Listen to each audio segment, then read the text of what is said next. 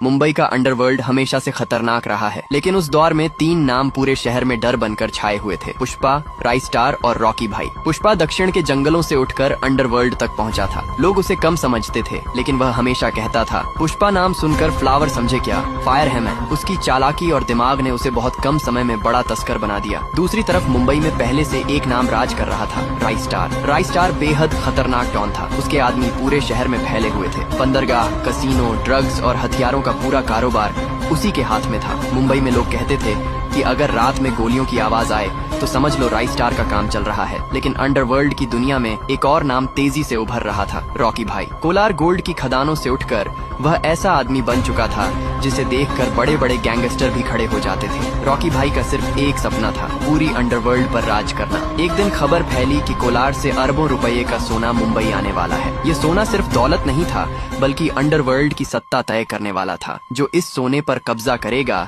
वही पूरे अंडरवर्ल्ड का असली बादशाह बनेगा। सोने की खेप मुंबई के पुराने बंदरगाह पर पहुंचने वाली थी। रात के अंधेरे में वहां तीनों अपने अपने गैंग के साथ पहुंच गए। सबसे पहले राइस्टार बोला, मुंबई में बिना मेरी इजाजत कोई कारोबार नहीं करता, ये सोना मेरा है। पुष्पा मुस्कुराया और बोला, झुकने का नहीं। तभी धुएं के बीच से भारी कदमों की आवाज आई। सभी की नजरें उस तरफ घूम गई। अंधेरे से एक आदमी बाहर आया, रॉकी भाई। उसने सिगरेट जलाते हुए कहा, अंडरवर्ल्ड में 3 लोग राज नहीं करते, यहाँ सिर्फ एक बादशाह होता है। इतना कहते ही गोलियां चलने लगी। पूरा बंदरगाह युद्ध का मैदान बन गया। कुछ ही देर में चारों तरफ लाशें बिखर गईं। सुबह जब सूरज निकला तो बंदरगाह पर सन्नाटा था। सोने की पूरी खेप गायब थी और शहर में सिर्फ एक नाम गूंज रहा था, रॉकी भाई। लेकिन दूर खड़ा पुष्पा हल्का सा मुस्कुरा रहा था, क्योंकि उसे पता था कि असली खेल अभी बाकी है। बंदरगाह की उस रात के बाद पूरे अंडरवर्ल्ड में सिर्फ एक